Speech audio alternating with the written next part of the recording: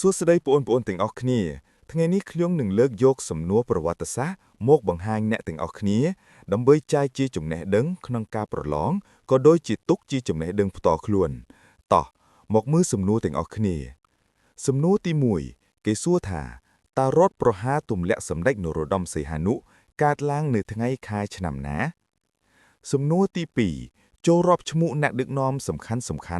ក្នុងរបបកម្ពុជាប្រជាធិបតេយ្យសំណួរទី3តើយុទ្ធសាស្ត្រទាំង8ចំណុចរបស់ខ្មែរក្រហមក្នុងការដឹកនាំរបបថ្មីមានអ្វីខ្លះសំណួរទី4ថ្ងៃរំដោះ7មករាឆ្នាំ1979មានអត្ថន័យជាប្រវត្តិសាស្ត្រអ្វីខ្លះសម្រាប់កម្ពុជាសំណួរទី5តើអ្វីទៅជាគោលនយោបាយឈ្នះឈ្នះនិងសមិទ្ធផលរបស់នយោបាយឈ្នះឈ្នះ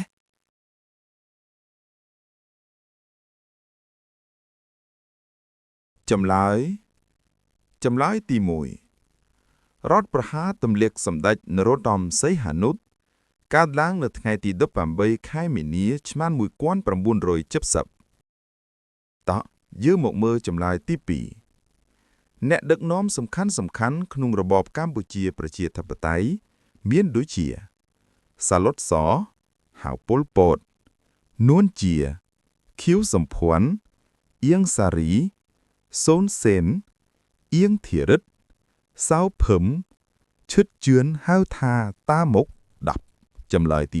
3យុទ្ធសាស្ត្រទាំង8ចំណុចរបស់ខ្មែរក្រហមក្នុងការដឹកនាំរបបថ្មីមានដូចជាជម្លៀសប្រជាជនចេញពីទីក្រុងទាំងអស់ជាពិសេសទីក្រុងភ្នំពេញលុបបំបត្តិទីផ្សារលុបបំបត្តិរូបិយវត្ថុសម្រាប់ទូទាត់ការទិញលក់ផ្សឹកព្រះសន្នឲ្យទៅបំពេញការងារជាកសិករប្រហារជីវិតមេដឹកនាំរបបលន់នល់បង្កើតសហករណ៍កម្រិតខ្ពស់ដាក់មធ្យោបាយផលិតកម្មរួមបណ្ដេញជនជាតិវៀតណាមចេញពីកម្ពុជាទាំងអស់បញ្ជូនកងទ័ពទៅកាន់ព្រំដែនជាពិសេសព្រំដែនជាមួយវៀតណាមសំណួរទី3ចប់តែប៉ុណ្ណេះយើងមកមើលចម្លើយទី4វិញម្ដងថ្ងៃរំដោះ7មករាឆ្នាំ1969មានអត្ថន័យជាប្រវត្តិសាស្ត្រ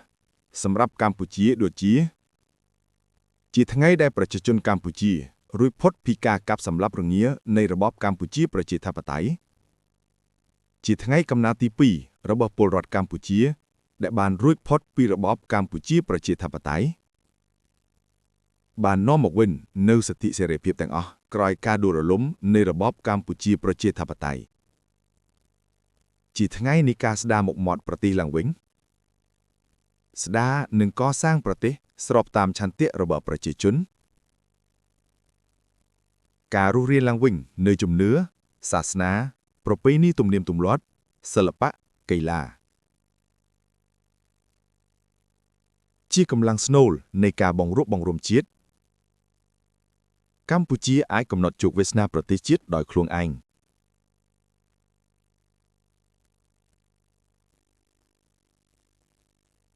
ចាប់ផ្ដើមកសាងសាលាបង្កើនធនធានមនុស្សនិងបញ្ជូនសិស្សនិស្សិតទៅសិក្សានៅបណ្ដាប្រទេសក្នុងពិភពលោកកម្ពុជាមានឯករាជ្យសន្តិភាពសេរីភាពសុភមង្គលសន្តិភាពជាដំណើរបន្តទៅរកភាពសុខដុមចំពោះចម្លើយទី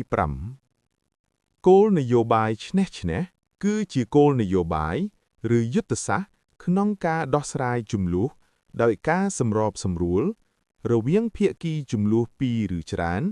ដើម្បីឈានទៅរកកិច្ចព្រមព្រៀងដែលភាគីទាំងអស់ទទួលបានផលប្រយោជន៍ទាំងអស់គ្នាឬឈ្នះទាំងអស់គ្នា